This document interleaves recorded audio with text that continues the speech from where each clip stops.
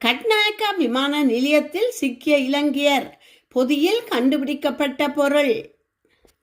பாடசாலை மாணவர்கள் தொடர்பில் கல்வி அமைச்சின் விசேட அறிவிப்பு. செம்மணி மனித புதைகுழியில் 3ஆம் கட்ட அகழ்வு பணிகள். போர்க்களத்தை கண்காணிக்க ஈரானுக்கு கை கொடுக்கும் ரஷ்யாவும் மற்றும் சீனா. சுவிஸில் பேருந்து தீ விபத்தில் நேர்ந்த துயரம், யாழ் இளைஞன் உயிரிழப்பு. இலங்கை தமிழ் அகதிகளுக்கு இந்திய குடியுரிமை. கனடாவில் 3வது முறையாக லொத்தர் சீட்டில் பரிசு வென்ற நபர்.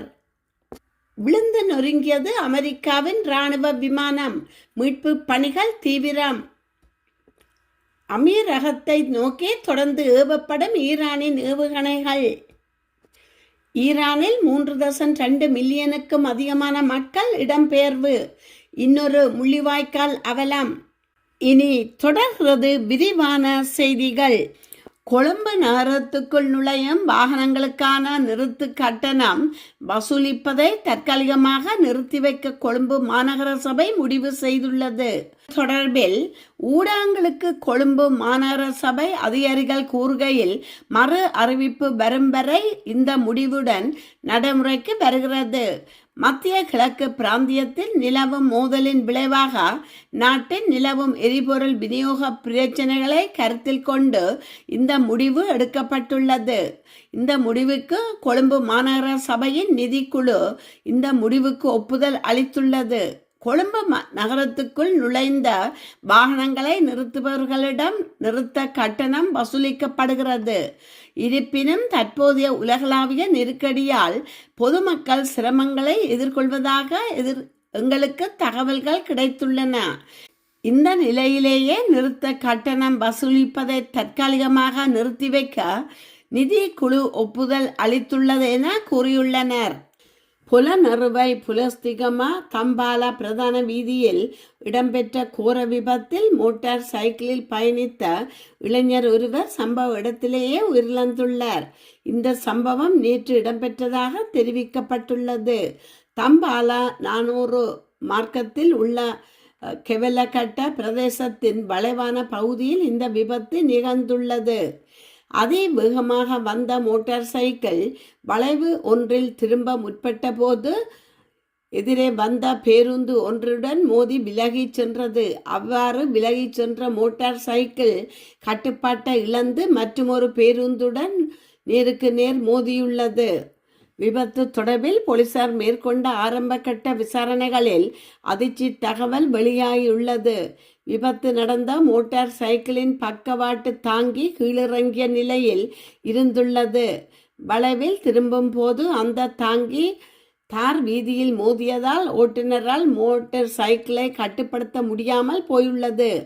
இதன் காரணமாகவே மோட்டார் சைக்கிள் தடம் மாறி பேருந்துகளுடன் மோதியுள்ளது என்று போலீசார் தெரிவித்துள்ளனர். இந்த சம்பவம் தொடர்பாக போலீசார் மேலதிக விசாரணைகளை முன்னெடுத்து வருகின்றனர். யாழ்ப்பாணம் செம்மணி மனித புதைகுழியில் 3ஆம் கட்ட அகழ்வு பணிகள் எதிர்வரும் ஏப்ரல் மாதம் 20ஆம் தேதி முன்னெடுக்க தீர்மானிக்கப்பட்டுள்ளது. செம்மணி மனித புதைகுழி வழக்கு நேற்று யாழ் நீதிமன்றத்தில் விசாரணைக்கு எடுத்துக்கொள்ளப்பட்டது. அதன்போது புதைகுழியை சூழவுள்ள பகுதிகளை வாரத்தில் 2 தினங்கள் சட்ட வைத்திய அதிகாரியின் நேரடி கண்காணிப்பில் துப்புரவு பணிகளை முன்னெடுக்க வேண்டுமென நல்லூர் பிரதேச சபைக்கு மன்று கட்டளையிட்டுள்ளது. அத்துடன் புதைகுழி பகுதியில் அகழ்வு பணிகள் ஈடுபடுபவர்களுக்காக மற்றும் பொருட்களை வைப்பதற்காக அமைக்கப்பட்டிருந்த தற்காலிக கொட்டகைகள் டித்வா புயல் அதனைத் தொடர்ந்து யாழில் பெய்த பருவமழை காரணமாக சேதமடைந்துள்ளன. அவற்றினை அங்கிருந்து அகற்றி புதிய கொட்டகைகளை அமைக்கவும் அகழ்வு பணிகளுக்கான தளபாடங்களை கடந்த அகழ்வு பணிகளுக்கு ஏற்பாடு செய்தது போன்ற நல்லூர் பிரதேச சபை இம்முறையும் தளபாட வசதிகளுக்கு ஏற்பாடு செய்யவும் மன்று கட்டளையிட்டுள்ளது. புதைகுழி பகுதிகளுக்கு நேரில் சென்று கள தரிசிப்பை மேற்கொள்வது என்றும் மன்றில் தீர்மானிக்கப்பட்டதற்கமைய நீதிவான் எஸ் லெனின்குமார், சட்ட வைத்திய அதிகாரி எஸ் பிரணவன், சட்டத்தரணிகளான நிரஞ்சன், ரணிதா, நல்லூர் பிரதேச சபை செயலாளர் உள்ளிட்டோர் நேரில் சென்று புதைகுழியை பார்வையிட்டனர். இந்நிலையில் புதைகுழியில் தற்போது நீர் தேங்கி நிற்பதால் எதிர்வரும் 28ஆம் தேதி சட்ட வைத்திய அதிகாரியின் நேரடி கண்காணிப்பில் நீரினை வெளியேற்றும் நடவடிக்கைகளை முன்னெடுப்பது என்றும் ஏப்ரல் மாதம் 8ஆம் தேதி குறித்த வழக்கு நீதிமன்றில் எடுக்கப்படும் எனவும் ஏப்ரல் 20ஆம் தேதி 3ஆம் கட்ட அகழ்வு பணிகளை முன்னெடுப்பது எனவும் திகதிகள் இடப்பட்டுள்ளன. அமெரிக்கா இஸ்ரேலிய இராணுவ நடவடிக்கை தொடங்கியதிலிருந்து ஈரானில் 3.2 மில்லியனுக்கும் அதிகமான மக்கள் இடம்பெயர்ந்துள்ளதாக தெரிவிக்கப்படுகின்றது. இந்த தகவலை ஐக்கிய நாடுகளின் அகதிகளுக்கான உயர்ஸ்தானிகரகம் தெரிவித்துள்ளது. இந்த இடம்பெயர்வு 6 லட்சம் முதல் 1 மில்லியன் ஈரானிய குடும்பங்களை பாதித்துள்ளதாக சுட்டிக்காட்டப்பட்டுள்ளது. மோதல் காரணமாக பாதுகாப்பு தேடி தெஹ்ரான் மற்றும் முக்கிய நகரங்களில் இருந்து தப்பிச் செல்லும் மக்கள் நாட்டின் வடக்கு மற்றும் கிராமப்புறங்களுக்கு நகர்ந்து செல்கின்றனர். அமெரிக்கா மற்றும் இஸ்ரேலிய படைகள் ஈரானின் தலைவர்களையும் அணுசக்தி உட்கட்டமைப்பையும் குறிவைத்து தாக்குதல்கள் நடத்துகின்றன.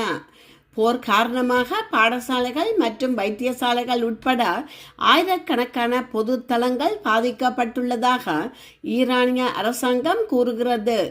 மேலும் தாக்குதல்களில் தற்போது 1300க்கும் மேற்பட்டோர் உயிரிழந்துள்ளதாக ஈரானிய சுகாதார அமைச்சின் தரவுகள் தெரிவிக்கின்றன.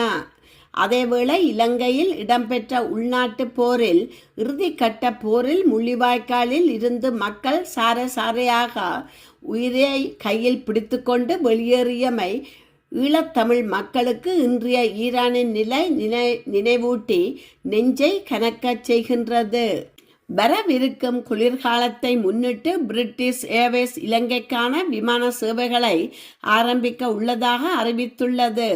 அதன்படி 2026 அக்டோபர் 23ஆம் தேதி முதல் லண்டன் ஹெட்விக் விமான நிலையத்திலிருந்து இலங்கைக்கு வாரத்திற்கு 3 முறை நேரடி விமான சேவைகள் முன்னெடுக்கப்படும்.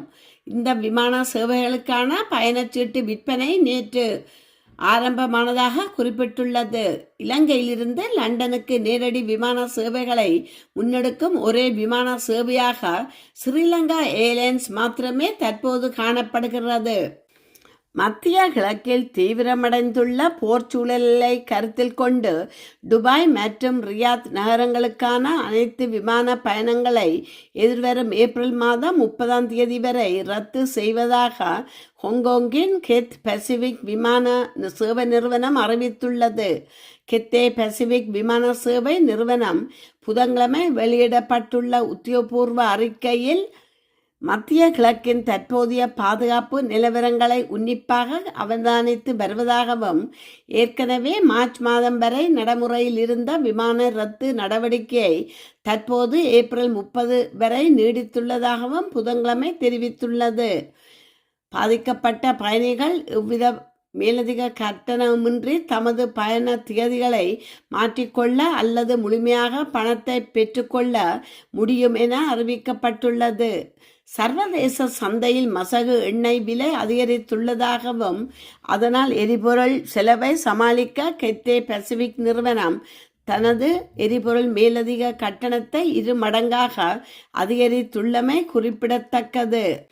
கனடாவில் தற்காலிகமாக குடியிருப்பவர்களின் எண்ணிக்கை குறைந்ததால் கனடாவின் மக்கள் தொகை கணிசமான அளவில் வீழ்ச்சியடைந்துள்ளதாக கனடா புள்ளியியல் அலுவலகம் தெரிவித்துள்ளது.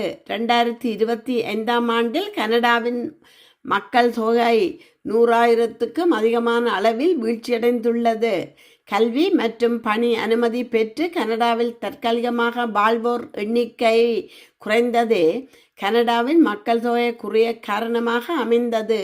விடயம் என்னவென்றால் கனடாவில் பிறப்பு வீதம் குறைவாக உள்ளது.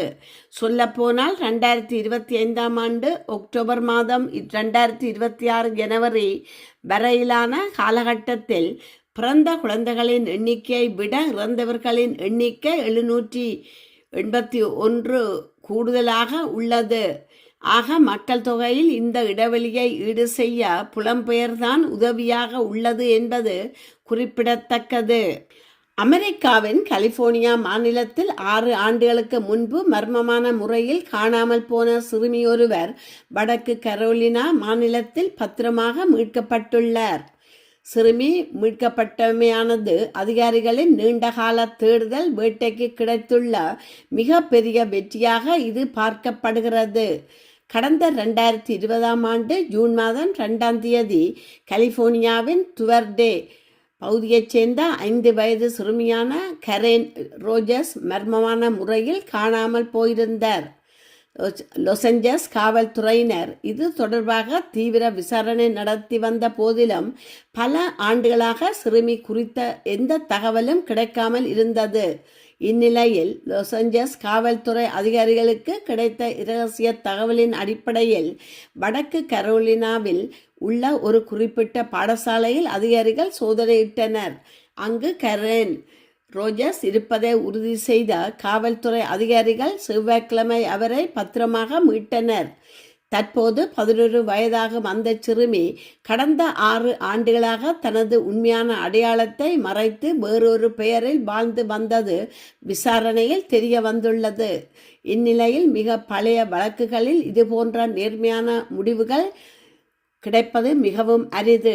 அதிகாரிகளின் கடின உழைப்பு மற்றும் அர்ப்பணிப்பே இந்த வெற்றிக்கு காரணம் என வாஷிங்டன் கவுண்டி ஷெரீப் அலுவலகம் தெரிவித்துள்ளது. மீட்கப்பட்ட சிறுமியின் பாதுகாப்பை உறுதி செய்துள்ள காவல்துறையினர் அவரது எதிர்காலம் மற்றும் மறுவாழ்வு குறித்து தீவிரமான நடவடிக்கைகளை மேற்கொண்டு வருகின்றனர். அதேவேளை சுமார் 6 ஆண்டுகளுக்கு பிறகு சிறுமி மீட்கப்பட்டதன் மூலம் இந்த நீண்டகால வழக்கு ஒரு முடிவுக்கு வந்துள்ளது. இத்துடன் செய்திகள் நிறைவு பெறுகின்றன. மீண்டும் மற்றொரு செய்தியூடாக உங்களை சந்திக்கும் வரை வணக்கம் கூறி விடைபெறுபவர் கமலா ஜெகதீஸ்வரன். நன்றி.